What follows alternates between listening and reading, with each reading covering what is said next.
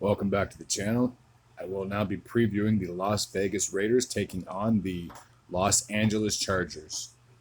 The Raiders finished last season 10-7. The Chargers finished last season 9-8. Had their last game ended in a tie because it went into overtime, both these teams would have made it into the wild card position. But unfortunately, Derek Carr broke the hearts of all Chargers fans, and the Raiders made it in. The Chargers were looking on the outside. Divisional matchups are always going to be competitive, and this year is no doubt going to be the most competitive when it comes to the AFC West. Aside from these two teams, you still have the Chiefs with Mahomes, and then you obviously have the Broncos adding what has to be the biggest trade of the offseason with Russell Wilson. So all four teams will definitely be competitive. I can see this division being extremely tight. It is hard to believe that maybe all four teams could potentially make it into the postseason since we have all three wildcard teams, but the AFC does have other good teams in the other divisions, so it'll be extremely tough to make it into the postseason, let alone get a division in this, what is going to be a loaded and stacked AFC West.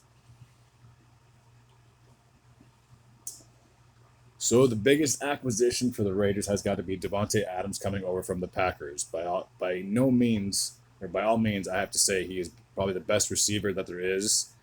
You could double team the guy, and it seems like he still can find a way to come down with the ball. So a great addition for them. Obviously, former college player or former college teammates, Davante Adams and Derek Carr. So I'm sure Derek Carr played some type of a factor into Davante going out to the West Coast. The Chargers have Justin Herbert, by all means, their future and their starter. And it's hard to believe that, like I said previously, had they been able to pull off a win against the Raiders or had it gone into a tie, they would have been in the postseason, and maybe there wouldn't be as much bitterness. But I'm sure this is going to be a revenge game that he has circled on his calendar since they found out the schedule when it first came out.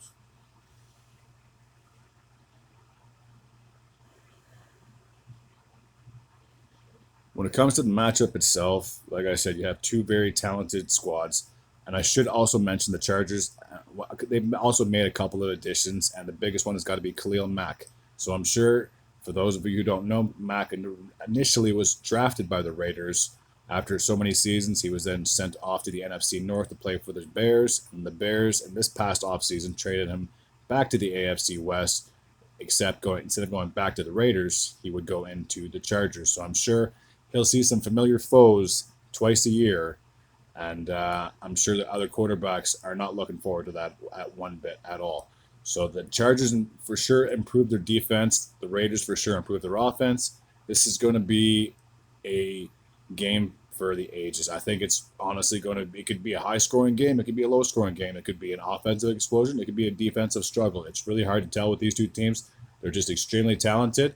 I will give the edge to Justin Herbert. I believe that this is going to be a game that he's going to be wanting to get out of the way, more or less, because all the distractions of how last season ended, I'm sure plays a bit of a factor into this matchup. So I will give the advantage to the Los Angeles Chargers to take Week 1. Until next time, take care.